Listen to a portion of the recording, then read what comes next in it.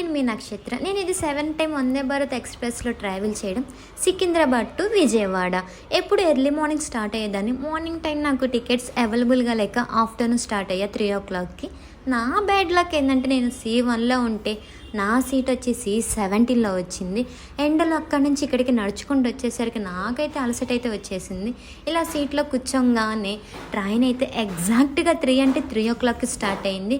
Okay, time to start అయింది అనుకునేలోపు ఇలా చేతిలో నాకు ఒక న్యూస్ పేపర్ అయితే పెట్టారు. అది కూడా ఇంగ్లీష్ పేపర్ పెట్టారు.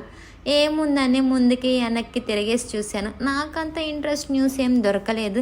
సరే, వాళ్ళు ఎట్లా ఇచ్చారో అట్లాగా భద్రంగా ఫోల్డన్ చేసేసి జాగ్రత్తగా పెట్టేసా. ఒక వాటర్ బాటిల్ ఇచ్చారు 10 రూపీస్. ఈవినింగ్ టైం కాబట్టి నాకైతే స్నాక్స్ ఇచ్చారు. 1 సమోసా, పాప్కార్న్ అండ్ ఒక జ్యూస్ అండ్ టమాటా కెచప్ కూడా ఇచ్చారు. అలాగా హాట్ వాటర్ ఇవ్వగానే ఆ మసాలా చాయ్ ఉన్నది కదా, దాంట్లో అట్లా మిక్స్ చేసుకొని అలా అలా అలా అలా కలుపుకొని తాగాలా వద్దా అనుకుంటూ కలుపుతూనే ఉన్నా.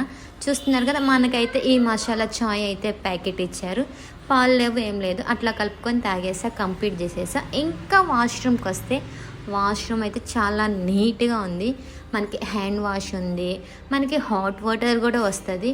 ఏమో మేబీ ఎండకి హాట్ వాటర్ వచ్చిందేమో, అట్లాగా హ్యాండ్ వాష్ చేసుకున్నాను.